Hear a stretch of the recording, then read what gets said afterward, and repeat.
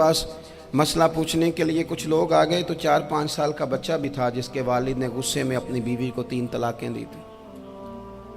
तो छोटा सा बच्चा, कपड़े भी फटे पुराने, और हालत बता रही थी कि गरीबी है।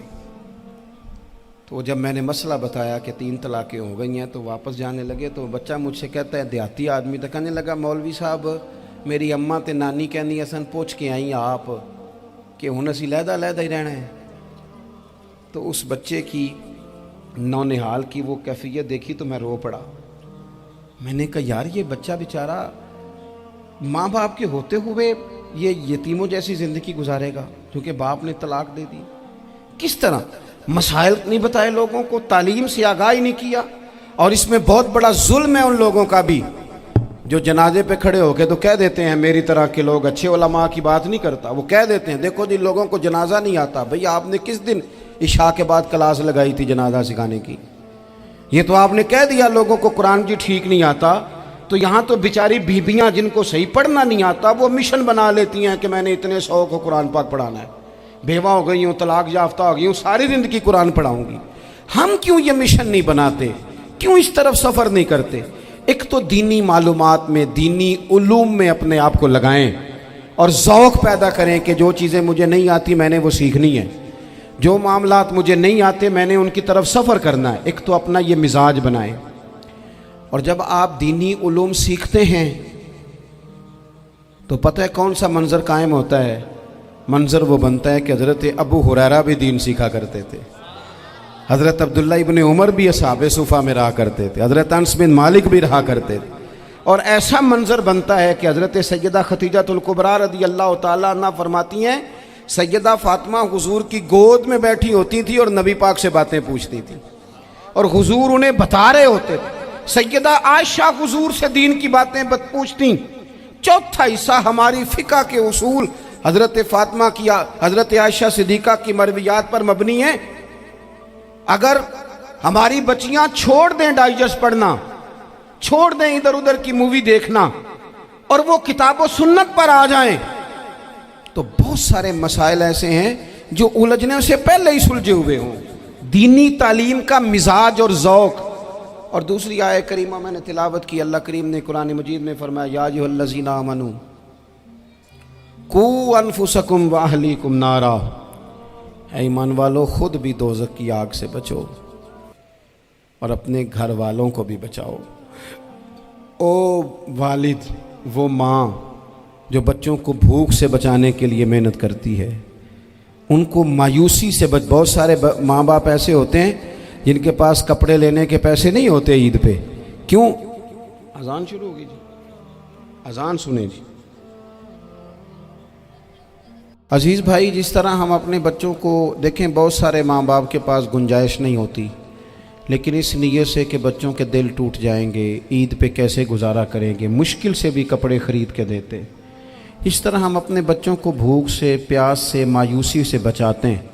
इस तरह हमारे रब ने हमारे ज़िम्मे लगाया है कि तुम अपने बच्चों को कोशिश करो दोज़ख की आग से बचाने की।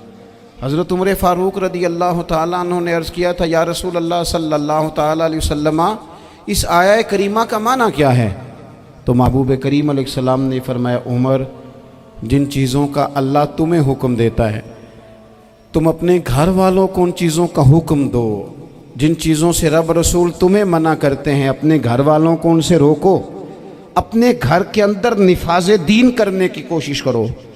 मेरे भाई, बहुत ज़्यादा आजमाइश है हमारे घरों में, बेचैनियाँ हैं, इज़्तिराब है, बच्चों में सख्ती है, बहन भाई एक दूसरे के साथ लड़ते हैं, मिजाजों में तलखी आ गई। क्यों भला? इसलिए कि माँ बाप को जो बेहतरीन किरदार और जो हसीन तरीका घर में अपनाना चाहिए था, बच्चे तकरीर बाहर से सुनते हैं लेकिन वो फॉलो अपने माँ बाप को करते हैं। अगर माँ बाप में हौसला हो, सब्र हो, इत्मीनान हो, खुददारी हो, थोड़े पर गुजारा करने का मिजाज हो। देखें ना, आज डिप्रेशन है, टेंशन है, पैनिक्स अटैक्स हैं, बड़ी सारी चीज़ें आ गई हैं। क्यों भला? सब्र नहीं, तहम्मुल नहीं, बुर्दबारी नहीं। आजमाए। एक दिन एक बच्चा मेरे पास आ गया मदरसे का और आके वो रोने लगा। میرے گھر والے کہنے لگے کھانا چھوڑ دیں پہلے اس کی بات سن لے. میں نے کہا پتر کیا ہوا, کسی نے مارا ہے کسی استاد نے؟ کہنے لگے نہیں حضرت, گھر فون کیا تھا تو میری اماں اور ابا کی لڑائی ہو رہی ہے. بچہ کانپ رہا ہے, ٹانگیں کانپ رہی ہیں.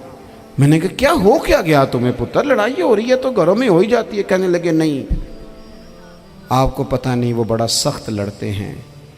میرے والد جب میری والدہ کو مارنے کے لیے آگے بڑھتے ہیں تو ہم سارے چار پنجوں کے نیچے چھپ جاتے ہیں, ہمیں خوف آتا ہے, وہ منظر خطرناک ہوتا ہے. یہ کون تکلیف دے رہا ہے اپنے بچوں کو؟ یہاں بیٹھے ہمارے ہاں میلوں دور رہتے تھے اس کے گھر والے, تو وہ تکلیف میں تھا, تو گھر میں کیا کیفیت ہوگی؟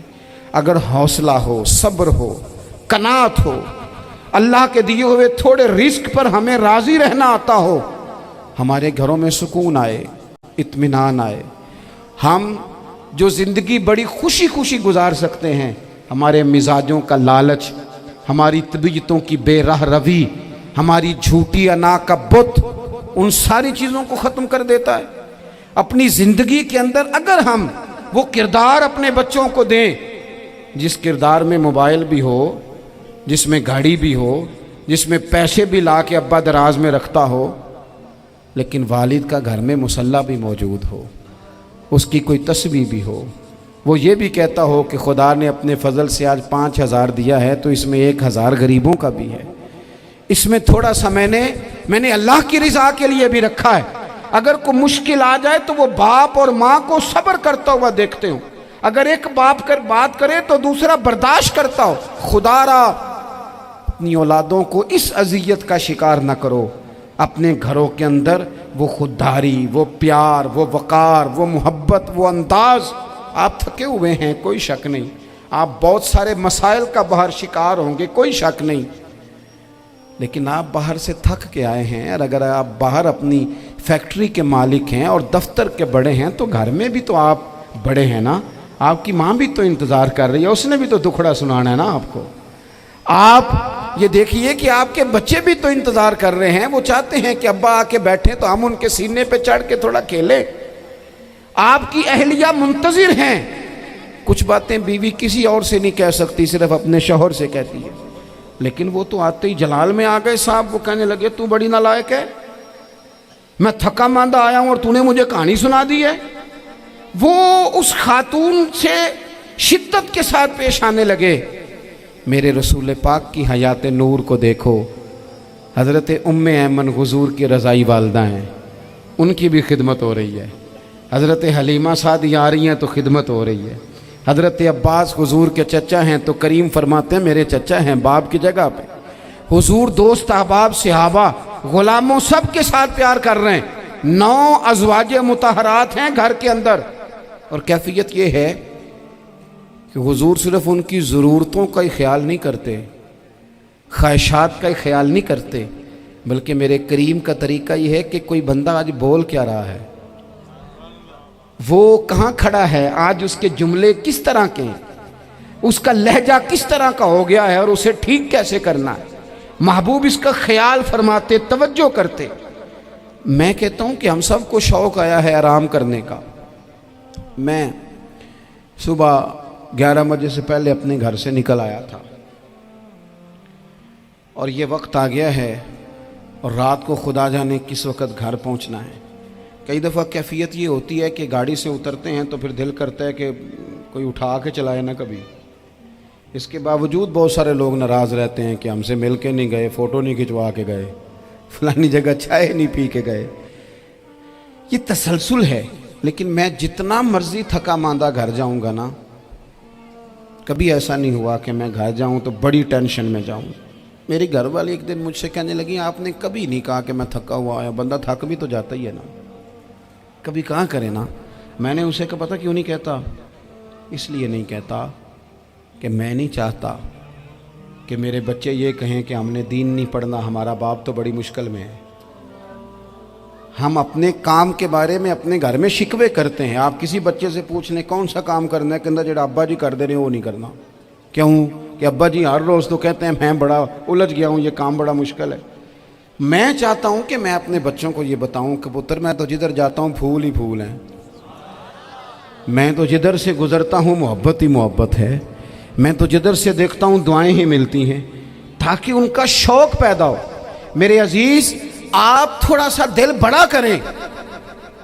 اگر آپ ایک کی وجہ سے پورا گھر سکون میں آ جاتا ہے تو آپ دل بڑا کیوں نہیں کرتے؟ جگہ ڈھونڈتے ہیں بس مجھے کوئی تنگ نہ کرے، کوئی میری باپ ماں بدولت کو کوئی پریشان نہ کرے۔ بخاری شریف سنیے۔